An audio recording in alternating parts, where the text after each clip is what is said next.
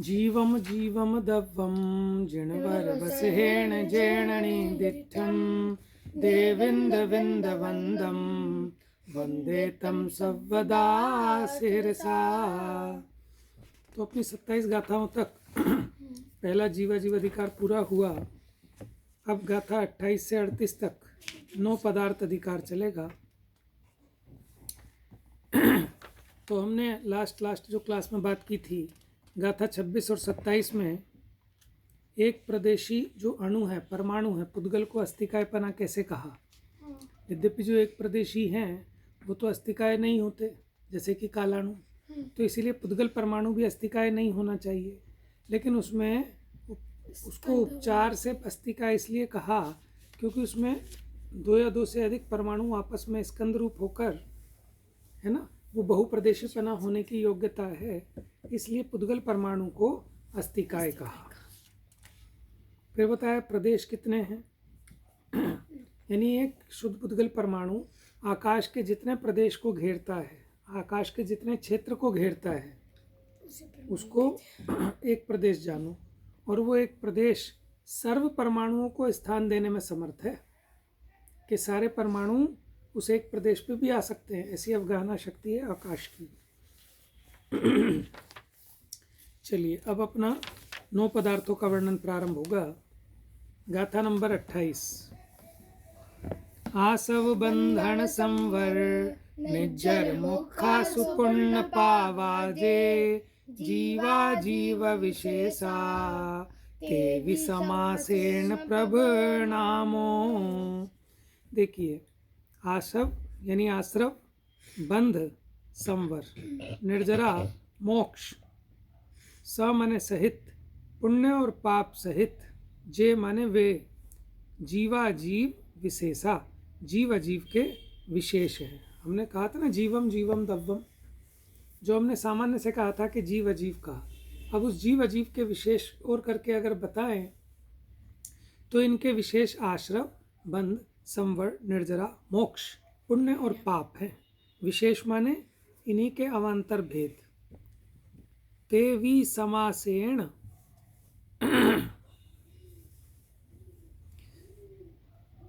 प्रभनामो, तेवी मेरे में प्रभ लिखा है, आपने क्या लिखा है?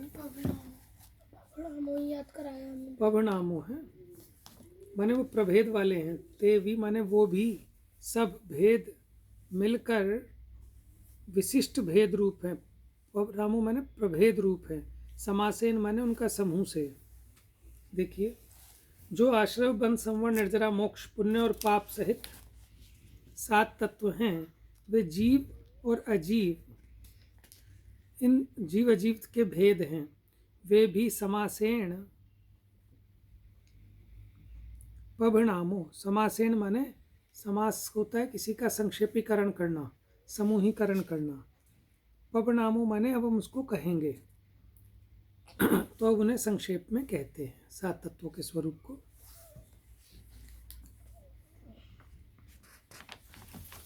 तो इस प्रकार 28वीं गाथा में हमने देखा कि आश्रव, बंध, संवर, निर्जरा, मोक्ष, पुण्य पाप सहित ये जीव अजीव के विशेष हैं। अब समासेन पवनामो, अब हम उनका संक्षेप में निरूपण करेंगे। सबसे पहले आश्रव की बात प्रारंभ होती है।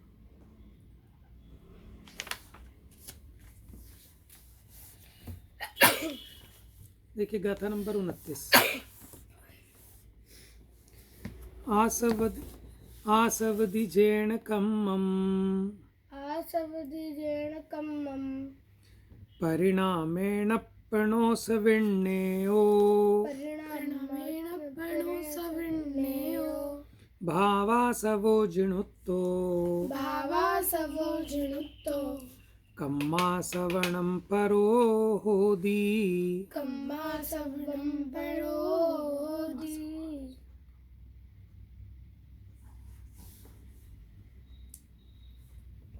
देखिए, आसवदी माने होता है आता है, जैन कम्मम,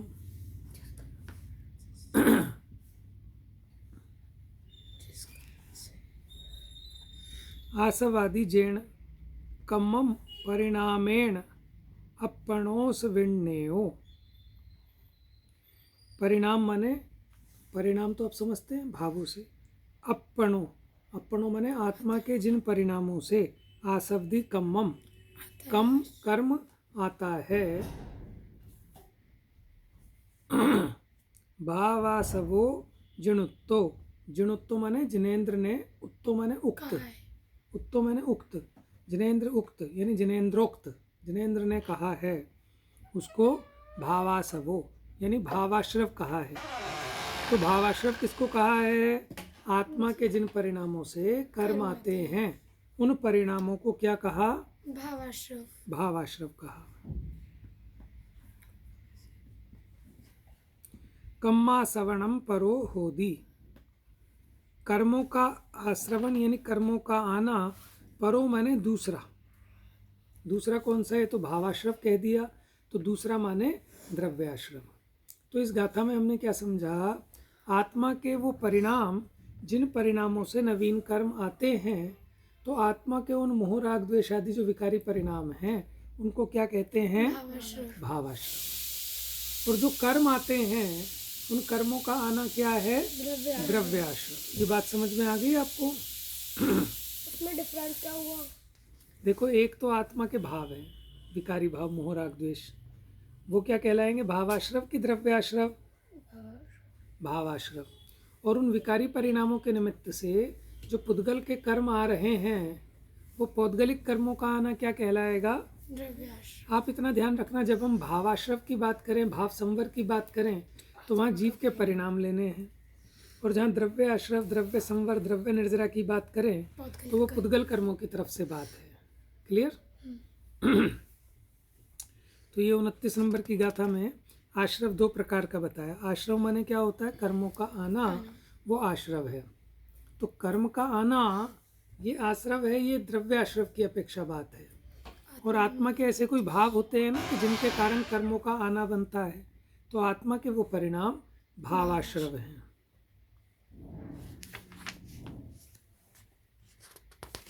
ठीक है, क्योंकि हमने सामान्य अर्थ समझना है ताकि आप इन गाथाओं को याद कर सकें और इसका सामान्य अर्थ आप ग्रहण कर सकें। अब भावाश्रवों के नाम और उनके भेद। ठीक है, भावाश्रव क्या होते हैं, कितने प्रकार के होते हैं, बोलिए। मिच्छत्ता विरधिपमाद, मिच्छत्ता विरधिपमाद, जोग को हाद ओथ विण्णेया, जोग को हाथ ओथ विण्णेया, पण पण पण दहतीय चदु, पण पण पण दहतीय चदु, कमसो भेदादुपूवस। कमसो भेदादुपूवस। देखिए, यहाँ भावाश्रवों के भेद बताए। मिच्छत अविरधि पमाद जोग कोहादि। देखो, मिथ्यात्व, अविरति, प्रमाद, पमाद यानी प्रमाद, जोग माने योग, कोहादि, कोहादि माने क्रोध आदि यानी कषाय, कोहादयो अथ विन्नया, अथ माने इस प्रकार ऐसा, ये उनका विण्णया माने उन्हें जानो। किन्हें? भावाश्रवों के भेद। कौन कौन से? मिथ्यात्व, अविरति, प्रमाद, योग और कषाय। वैसे जब हम लर्न करते हैं ना, उसमें इस तरह से आते हैं: मिथ्यात्व, अविरति, प्रमाद, कषाय और योग। पण पण पण दह, पण माने पांच, पण माने पांच, पण दह माने 15, तीय माने 3, चदु माने 4, कमसो माने क्रमशः, रिस्पेक्टिवली, भेदादुपुवस, उनके भेद हैं। अब ये जो यहाँ शब्द है ना, पुवस, पुवस माने पूर्व वाले के, क्योंकि जब हमने पिछली गाथा में पढ़ा था, पहले भावाश्रव पढ़ा था, फिर द्रव्याश्रव। तो इन्होंने कहा ये भेद जानना किसके? पुवस यानी पहले वाले के, यानी भावाश्रव के। तो देखिए, मिथ्यात्व कितने क्रमशः लगाओ? 5 मिथ्यात्व के भेद। अविरति कितनी? 5 प्रकार की अविरति। प्रमाद कितने प्रकार का? 15। पणदह, जोग 3 प्रकार का, क्रोध आदि 4 प्रकार के। ठीक है, तो मिथ्यात्व 5 प्रकार का कौन सा होता है? विपरीत, एकांत, विनय, संशय और अज्ञान। अविरति 5 प्रकार की कौन सी होती है? 5 पापों का त्याग नहीं करना, वो 5 प्रकार की अविरति हो गई। माने व्रत नहीं लेना, उसका त्याग नहीं करना, उसको कहते अविरति। 15 प्रमाद के नाम याद हैं आपको? 4 विकथाएं, 5 इंद्रियों के विषय, 4 विकथाएं, 4 कषाएं, स्नेह और निद्रा। इस प्रकार 15 प्रमाद होते हैं। योग मन वचन काया, 3 योग हो गए, क्रोध आदि 4। ठीक है। इस प्रकार हमने ये जाना कि ये भावाश्रवों के भेद हैं, क्योंकि जीव के इन भावों के कारण, या तो मिथ्यात्व भाव के कारण, अविरति भाव के कारण, प्रमाद भाव के कारण, कषाय भाव के कारण और योग भाव के कारण कर्मों का आना होता है। तो इस प्रकार ये 30 नंबर की गाथा का अर्थ आपको समझ में आया।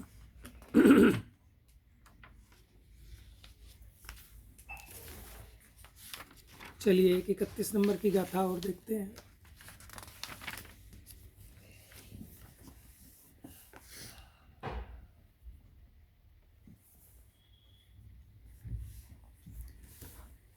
नानावर्णादीनं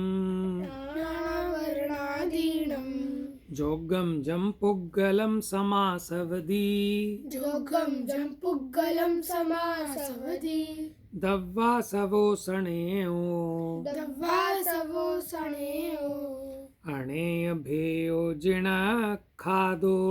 अणेवेयो जिणखादो। देखिए, जोगम जम पुग्गलम समासवदी। अच्छा, नाना वर्णादीनम यानी ज्ञानावर्णादि, जोगम माने योग्य, ज्ञानावर्णादि के योग्य यानी ज्ञानावर्णादि 8 प्रकार के कर्मों के योग्य। जम माने जो, पुग्गलम समासवदी सम आसवदी यानी जो पुद्गल ज्ञानावर्णादि 8 प्रकार के कर्म रूप होने योग्य है, उन पुद्गलों का आना क्या है? दव्वा सवो सणेयो, उसे द्रव्याश्रव, नेयो मैंने जानो, नेयो मैंने जानो, अणेय भेयो जिणखादो, और उसके अनेक भेद जिनक यानी जिनेंद्र भगवान ने अखादो माने कहे हैं। यानी जो ज्ञानावर्णादि 8 कर्म होने योग्य जो पुद्गल यानी उसको कहते हैं कारमान वर्गणाएं, उन कारमान वर्गणाओं का आना वो द्रव्याश्रव है। कैसी हैं वो कारमान वर्गणाएं? कि जिनसे 8 कर्म रूप माने वो परिणमित होती हैं। ऐसी पुद्गल की कारमान वर्गणाएं जो ज्ञानावर्णादि कर्म रूप होने योग्य है, उन कारमान वर्गणाओं का आना जिनेंद्र भगवान ने उसे द्रव्याश्रव कहा है, और वह अनेक भेद वाला है। समझ आया ज्ञानावर्णादि। देखो, जो पुद्गल कर्म है ना ज्ञानावर्णादि, ठीक है। अब देखो, ज्ञानावर्णादि कर्म ऐसे तो आते नहीं, वो तो पुद्गल आते हैं, कारमान वर्गणाएं। उन कारमान वर्गणाओं में कैसी योग्यता है कि वो कर्म रूप परिणमित होंगी। जब वो कर्म रूप परिणमित होंगी ना, तो वो तो बंध कहलाएगा, प्रकृति बंध होता है ना।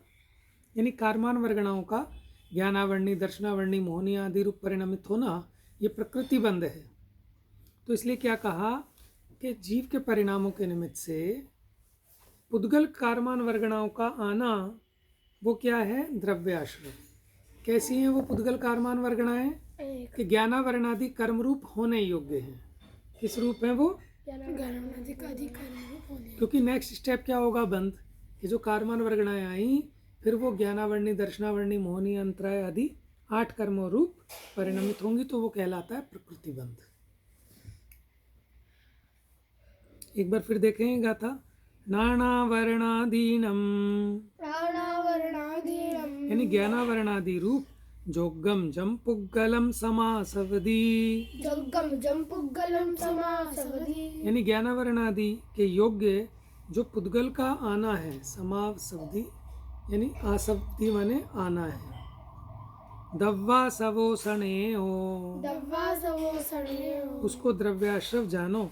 अणेय भेयो जिणखादो, अणेय भेयो जिणखादो, अनेक भेद वाला जिनेंद्र देव ने कहा है। एक गाथा और लेते हैं, अभी 5 मिनट और हैं हमारे पास। गाथा नंबर 32। अब भाव बंध और द्रव्य बंध की चर्चा करेंगे। बंध क्या होता है कि जो वो कर्मान वर्गणाएं आई है ना, अब वो कर्म रूप परिणमित हो जाएंगी, फिर उसमें कितने टाइम तक वो आपके साथ रहेंगी, ऐसा स्थिति बंध।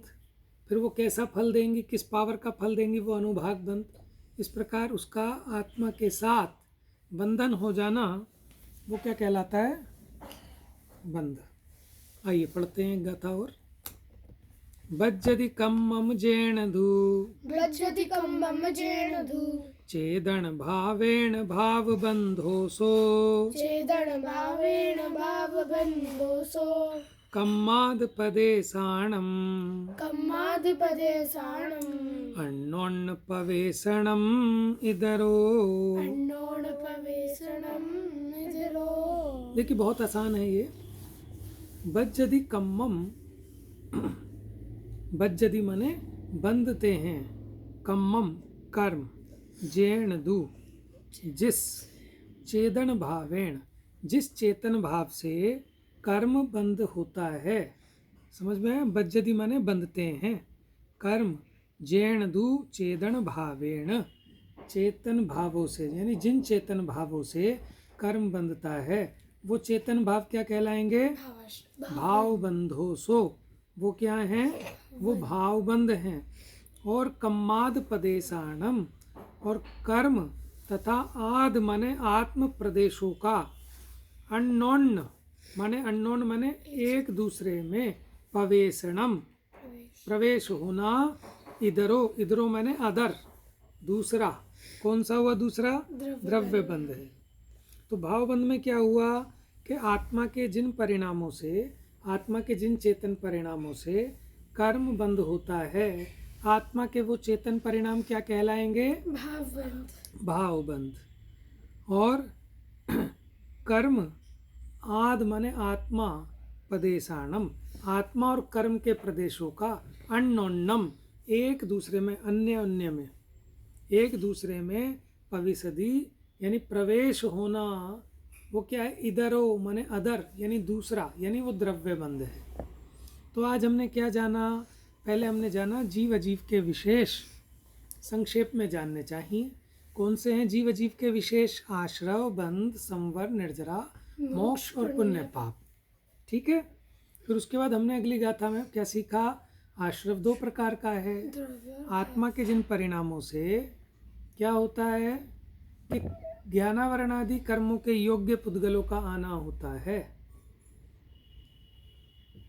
आत्मा के जिन परिणामों से कर्मों का आना होता है, आत्मा के वो परिणाम क्या हैं, भावाश्रव। आत्मा के परिणाम भावाश्रव हैं।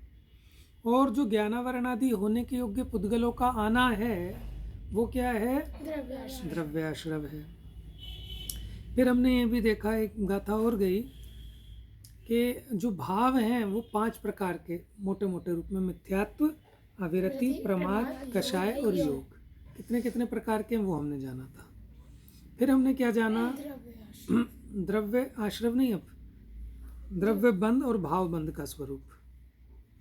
कि आत्मा के जिन परिणामों से, आत्मा के लिए कहना, वो तो हो गया ना कि ज्ञानावरणादि रूप होने योग्य जो पुद्गल हैं उनका आना, वो द्रव्याश्रव है।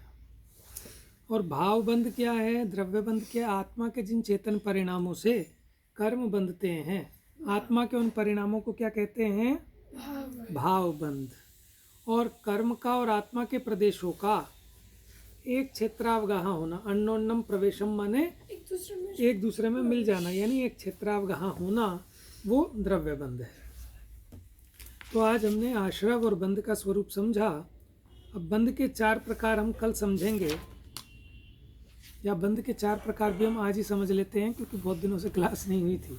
2 मिनट में हो जाएंगे। चलिए एक गाथा हो, नाम तो आप जानते हैं ना, बंध के 4 प्रकार के भेद कौन कौन से होते हैं, प्रकृति, प्रदेश, स्थिति और अनुभाग। चलिए पढ़ते हैं। पयडिठिधि अणुभाग, पयडिठिधि अनुभाग, पदेश भेदादु चतुर्विधो बंधो पदेश भेदादु चतुर्विधो बंधो जोगा पयडि पदेसा जोगा पयडि पदेसा ठिधि अणुभागा कसाय दो होंती। ठिदियन भागा कसाय दो होंती। देखिए पयडि ठिधि अणुभाग, पयडि माने प्रकृति, ठिधि माने स्थिति, अनुभाग प्रदेश यानी प्रदेश। तो चार भेद हो गए। पयडि माने प्रकृति, ठिधि माने स्थिति, अनुभाग प्रदेश यानी प्रदेश। भेदा तो उसके चार भेद हैं, प्रकृति, स्थिति, अनुभाग और प्रदेश भेद। चतुर्विधो बंधो और चार प्रकार का बंध होता है।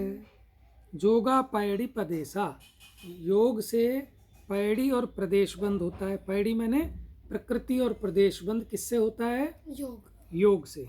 तो प्रकृति प्रदेश बंध किससे होता है? योग से। और कहते हैं ठिधि माने स्थिति, अनुभागा माने अनुभाग, कसाय दो होंती, और कसाय से स्थिति और अनुभाग बंध होता है। देखो प्रकृति और प्रदेश बंध क्या है कि कितने कर्म के परमाणु आकर आत्मा के साथ एक क्षेत्रावगाही हुए, उसको कहते हैं प्रदेश बंध। ठीक है। और प्रकृति बंध क्या है कि कौन कौन सी प्रकृति पड़ी कर्म की, कि ज्ञान का आवरण करने का उसका स्वभाव है तो ज्ञानावरणी, दर्शन को ढकने का स्वभाव है तो दर्शनावरणी, विघ्न डालने का स्वभाव है तो अंतराय, मोहित करने का भाव है उस प्रकृति का तो मोहनीय। ऐसे प्रकृति बंध और प्रदेश बंध माने कितने कर्म परमाणु आए। तो प्रकृति और प्रदेश बंध किसके निमित्त से होता है? योगों के निमित्त से।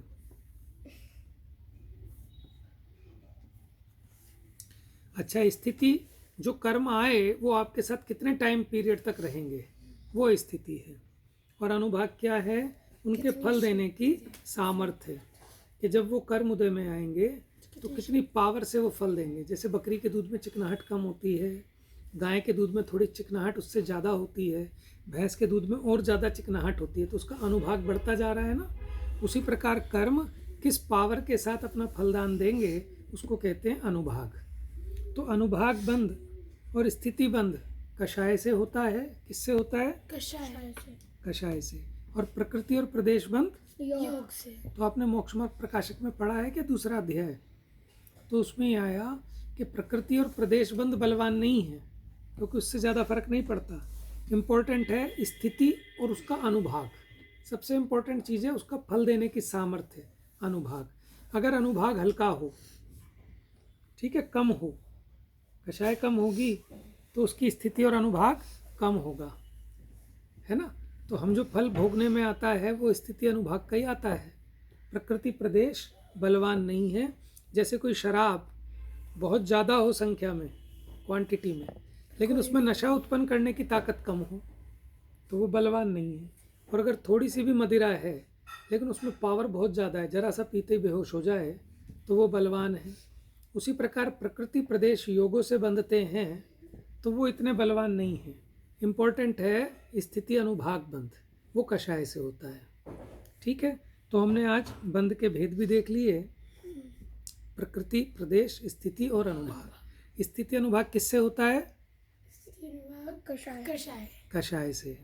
प्रकृति और प्रदेश बंध योग। कौन ज़्यादा बलवान है? स्थिति अनुभाग। ठीक है। इसलिए जिनको बंध से बचना हो वो कषाय ना करें। समझ में आया?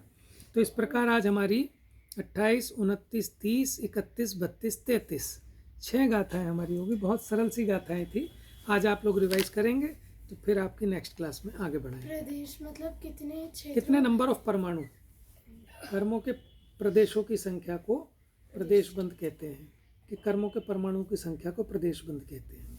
जा वाणी के ज्ञान से सूझे लोकालोक, सो वाणी मस्तक नमो सदा देत हूँ धो।